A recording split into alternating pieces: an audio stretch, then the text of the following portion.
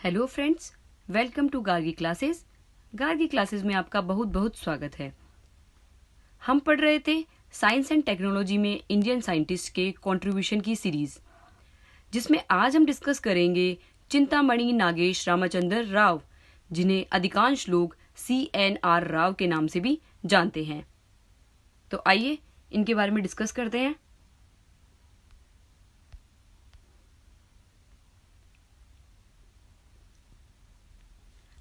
ये भारतीय प्रख्यात रसायनज्ञ है।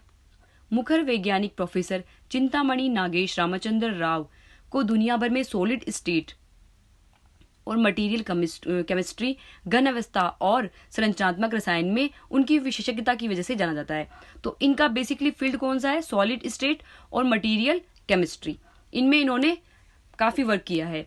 इन्होंने लगभग 1500 शोध पत्र और 45 वैज्ञानिक पुस्तकें लिखी है।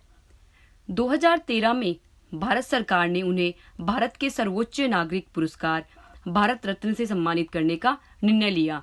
यानी 2013 में इन्हें क्या मिला? भारत रत्न मिला। और 2013 में ही सचिन तेंदुलकर को इनके साथ भारत रत्न मिला था। चंद्रशेखर वेंकट रमन और अब्दुल कलाम के बाद इस पुरस्कार से सम्मानित किए जाने वाले वे तीसरे वैज्ञानिक हैं।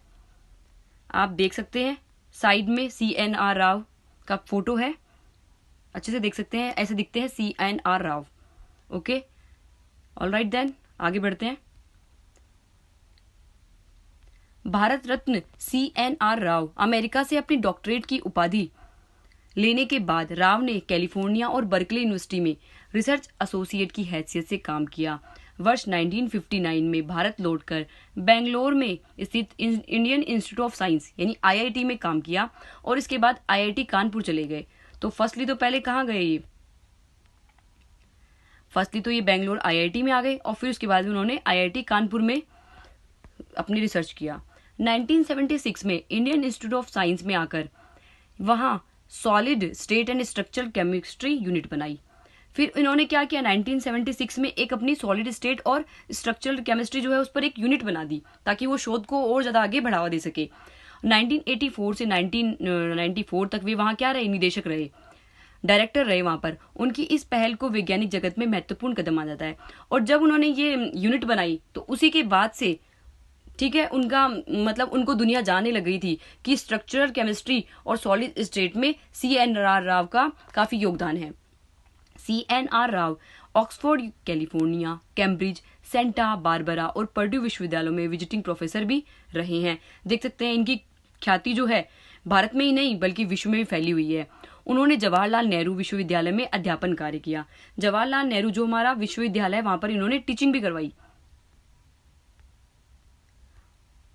उसके बाद हम देख लेते हैं उन्होंने 1989 में बेंगलुरु में Jawaharlal Nehru centre for advanced scientific research centre की स्थापना की। राव ने ही सबसे पहले द्विआयामी ऑक्साइड मटेरियल का व्यवस्थित अध्ययन किया। इससे विशाल चुंबकीय प्रतिरोध और उच्च तापमान पर सुपर कंडक्टिविटी के इस्तेमाल में काफी सहायता मिली। यानी इन्होंने क्या किया? चुंबकीय प्रतिरोध पर और जो उच्च तापमान पर जो सुपर कंडक्टिविटी का जो गुण होता है, ठीक है, ये भी काफी यूज करने में उन्होंने हेल्प करी।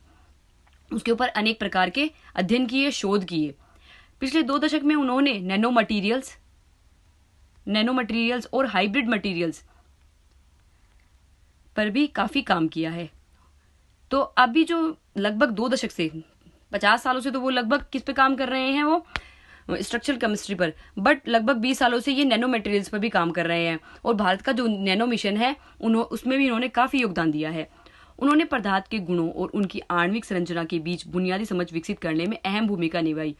जो पदार्थ के जितने भी गुण होते हैं, ठीक है, और उनकी जो आणविक संरचना होती है कि पदार्थ का जो एटॉमिक स्ट्रक्चर होता है, उसका जो बेसिक स्ट्रक्चर है उसको समझने में इन्होंने क्या किया है?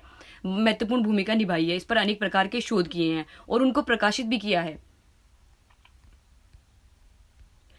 CN राव के शोध क्षेत्र। अब CN राव जो है उनके शोध क्षेत्र देख लेते हैं। डॉक्टर CNR राव के शोध क्षेत्र transition metal oxide system, metal insulator transition, CMR material, superconductivity, multiferroics और हाइब्रिड मटेरियल। इसके अलावा है नैनो ट्यूब और ग्राफीन नैनो मटेरियल्स। तो इन्होंने ग्राफीन के जो नैनो मटेरियल्स है उस पर भी वर्क किया है और नैनो ट्यूब पर भी वर्क किया है। क्या है उपलब्धियां? भारत सरकार ने उन्हें 1974 में पद्मश्री और 1985 में पद्म विभूषण से सम्मानित किया। डॉक्टर राव को कर्नाटक सरकार ने कर्नाटक रत्न की उपाधि दी है। 50 से अधिक वर्षों से रिसर्च में जुटे हुए हैं। 1400 शोध पत्र और 45 किताबें प्रकाशित कर चुके हैं और 45 किताबों में से एक किताब तो उनकी बायोग्राफी है, जिनमें उन्होंने अपनी जीवनी के बारे में डिटेल से लिखा है।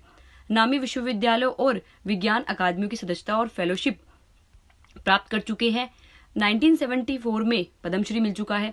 International centre of material science के निदेशक भी रह चुके हैं। डॉक्टर राव न केवल बेहतरीन रसायन शास्त्री है, बल्कि उन्होंने देश की वैज्ञानिक नीतियों को बनाने में भी अहम भूमिका निभाई है।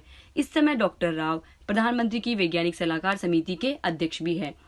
Rao international centre for material science के निदेशक भी हैं।